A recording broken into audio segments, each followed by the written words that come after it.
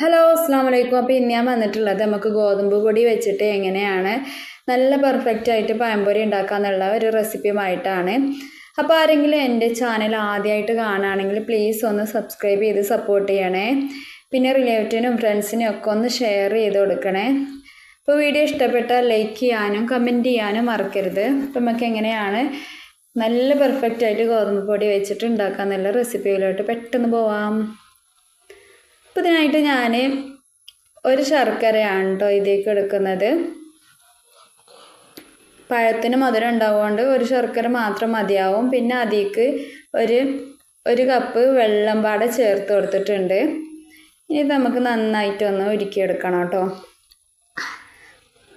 അപ്പോൾ ഞാൻ ഇത്രയും പഴം എടുത്തിട്ടുണ്ട്. പഴം നമ്മൾ തൊലി കളയാതെ നമ്മൾ ഇങ്ങനെ കട്ട് ചെയ്തെടുക്കുമ്പോൾ നമുക്ക് അതിൻ്റെ അതേ കനത്തിൽ നമ്മൾ പഴംപൊരി ഉണ്ടാക്കുന്ന ആ കനത്തിന് നല്ല ഇതായിട്ട് നമുക്ക് കിട്ടും കേട്ടോ. ഒരേ കനത്തിന് കിട്ടും. നമ്മൾ ഈ തൊലി കളഞ്ഞാണ്ട് ഇതുപോലെ കട്ട് ചെയ്യുമ്പോൾ നമുക്ക് ഒക്കെ ഒരു ശരിക്ക് അതിൻ്റെ ഷേപ്പിൽ കിട്ടിക്കൊണ്ടെന്നില്ല. അപ്പോൾ നമ്മൾ ഇങ്ങനെ ചെയ്യുമ്പോൾ നല്ല ഷേപ്പിൽ കിട്ടും കേട്ടോ. ഞാൻ ഇതിൻ്റെ തൊലി കളഞ്ഞിട്ട് ഒന്ന് നിങ്ങൾക്ക് കാണിച്ചു തരാം.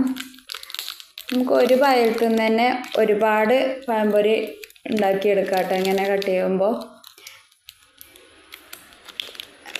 ഒന്ന് കട്ട് ചെയ്തതിന് ശേഷം നമുക്കിങ്ങനെ തൊലി ഇങ്ങനെ എടുത്ത് മാറ്റിയാൽ മതി. കണ്ടില്ലേ, നല്ല ഒരുപോലെ നമുക്ക് കിട്ടിയിട്ടുണ്ട്. നല്ലോണം കനം കുറഞ്ഞ് കിട്ടിയിട്ടുമുണ്ട്. പഴം കൂടുതലായി കഴിഞ്ഞാൽ നമുക്ക് ഇത്രക്കൊരു പഴംപൊരിക്കൊരു ഇത് കിട്ടില്ലല്ലോ. കണ്ടില്ലേ, ഇതൊക്കെ നല്ല പിന്നെ കനം കുറഞ്ഞ് കിട്ടിയിട്ടുണ്ട്. ഇപ്പോൾ ഫുള്ളായിട്ട് ഞാനിങ്ങനെ കട്ട് ചെയ്തെടുത്തിട്ടുണ്ട് കേട്ടോ.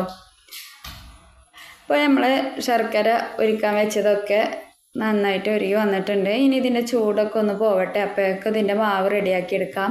ഇതിലേക്ക് ഞാൻ 1.5 കപ്പ് ഗോതമ്പ് പൊടി ചേർത്ത് കൊടുത്തിട്ടുണ്ട്. ഞാൻ ഒരു 1/2 കപ്പ് മൈദപ്പൊടി പാടെ ചേർത്ത് കൊടുക്കുന്നുണ്ട് കേട്ടോ. ഈ മൈദപ്പൊടി വേണമെന്നില്ല കേട്ടോ. വേണമെന്നുണ്ടെങ്കിൽ മാത്രം ചേർത്ത് കൊടുത്താൽ മതി. വെറും ഗോതമ്പ് പൊടി വെച്ചിട്ട് നമുക്ക് ഇതുപോലെ തന്നെ തയ്യാറാക്കിയെടുക്കാം കേട്ടോ. ഇനി നുള്ള ഉപ്പ് ചേർത്ത് കൊടുത്തിട്ടുണ്ട്. കുറച്ച് അപ്പസോഡയും ചേർത്ത് കൊടുത്തിട്ടുണ്ട്. ബേക്കിംഗ് സോഡ ചേർത്ത് കൊടുത്തിട്ടുണ്ട്. ഇനി ഇത് നന്നായിട്ട് ഒന്ന് മിക്സ് ആക്കി എടുക്കാം കേട്ടോ. ഈ പൊടിയിൽ നല്ലോണം ഒന്ന് മിക്സാക്കി എടുത്തതിന് ശേഷം നമ്മുടെ ശർക്കര പാനി ഉണ്ടല്ലോ, അത് ഞാൻ നന്നായിട്ട് അരിച്ചെടുത്തിട്ടുണ്ട് കേട്ടോ. അതിൻ്റെ ചൂടൊക്കെ ഒന്ന് പോയിട്ടുണ്ട്. അത് കുറച്ച് ചേർത്ത് കൊടുത്തിട്ട് നമുക്കിതൊന്ന് മിക്സാക്കി എടുക്കാം.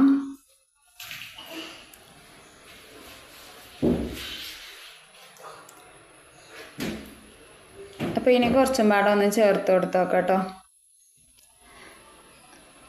നല്ലോണം ലൂസ് വേണ്ടതിന് എന്നാൽ കുറഞ്ഞൊരു ലൂസിൽ ഞാനിത് കാണിച്ചു തരാം കേട്ടോ. കുറച്ചും പാടെ വെള്ളം ചേർത്ത് കൊടുത്തിട്ടുണ്ട് കേട്ടോ. ഞാൻ 1 കപ്പ് ശർക്കര പാനി ചേർത്ത് കൊടുത്തിട്ട് കുറച്ച് വെള്ളം പാടെ ചേർത്ത് കൊടുത്തിട്ടുണ്ടായിരുന്നു.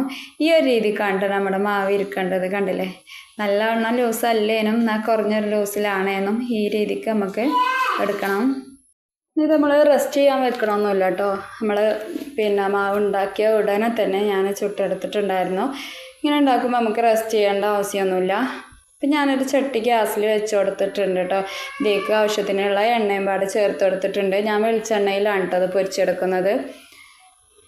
എണ്ണ ഒന്ന് നല്ലവണ്ണം ചൂടായതിന് ശേഷം നമുക്ക് ഇതിലേക്ക് മാവിൽ മുക്കിയിട്ട് ചേർത്ത് കൊടുക്കാം. മാവിൽ മുക്കുമ്പോൾ നമ്മൾ ഫസ്റ്റ് ഒരു ഭാഗം ഇങ്ങനെ വെച്ചിട്ട് ഇതുപോലെ നമ്മൾ അങ്ങോട്ടും ഇങ്ങോട്ടും തിരിച്ചിട്ടിട്ട് നല്ലവണ്ണം മാവ് പിടിക്കും വരെ ഒന്ന് ചെയ്ത് കൊടുക്കുക. നമ്മൾ കൈ പിടിച്ച ഭാഗത്ത് പിന്നെ നമ്മൾ ഈ ഭാഗത്തേക്ക് പിടിച്ചിട്ട് പിന്നെ അവിടെ ഒന്നും പാടെ ഒന്ന് മുക്കി കൊടുത്തതിന് ശേഷം നമ്മൾ എണ്ണയിലേക്ക് ഇടാം കേട്ടോ. എണ്ണ നല്ലോണം ചൂടായതിന് ശേഷം നമ്മൾക്ക് ഒരു മീഡിയം ഫ്ലെയിമിൽ ഇട്ടിട്ട് നമുക്കിതൊന്ന് പൊരിച്ചെടുക്കാം. ഒരു ഭാഗം വെന്തതിന് ശേഷം നമുക്ക് മറ്റേ ഭാഗം പാടെ ഒന്ന് തിരിച്ചിട്ട് കൊടുക്കാം കേട്ടോ.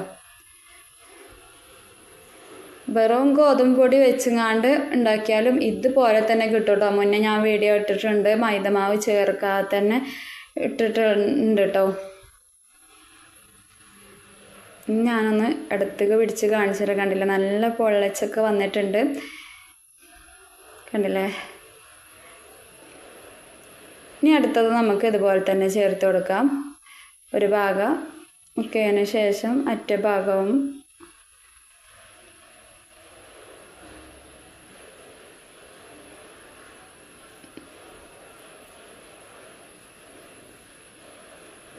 ഇനി അതും എണ്ണയിലേക്ക് ചേർത്ത് കൊടുക്കാം കേട്ടോ.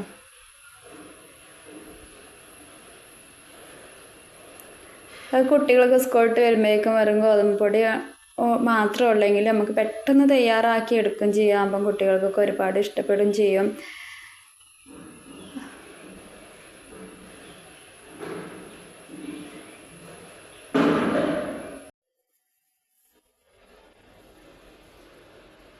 ഇപ്പോൾ അടുത്തത് ഞാൻ അതുപോലെ ചുട്ടെടുത്തിട്ടുണ്ട്. ഇത് നല്ല പെർഫെക്റ്റ് ആയിട്ട് തന്നെ കിട്ടിയിട്ടുണ്ട്. അപ്പോൾ വീഡിയോ ഇഷ്ടപ്പെട്ടാൽ ലൈക്ക് ചെയ്യാനും ഷെയർ ചെയ്യാനും കമൻറ്റ് ചെയ്യാനും മറക്കരുത്. അപ്പം ഞാൻ എല്ലാതും ഒരു ന്യൂസ് പേപ്പറിലേക്ക് വെച്ച് കൊടുത്തിട്ടുണ്ട് കേട്ടോ. അതിൻ്റെ എണ്ണയൊക്കെ ഒന്ന് വലിച്ചെടുക്കാൻ വേണ്ടിയിട്ട്. കണ്ടില്ല, നല്ല പെർഫെക്റ്റ് ആയിട്ടുള്ള പഴംപൊരി റെഡിയായി വന്നിട്ടുണ്ട്. അപ്പോൾ ഓക്കെ, വീണ്ടും കാണാം. വീഡിയോ ഇഷ്ടപ്പെട്ടാൽ ലൈക്ക് ചെയ്യാനും ഷെയർ ചെയ്യാനും സബ്സ്ക്രൈബ് ചെയ്യാനും മറക്കല്ലേ. അപ്പോൾ ഓക്കെ, ബൈ.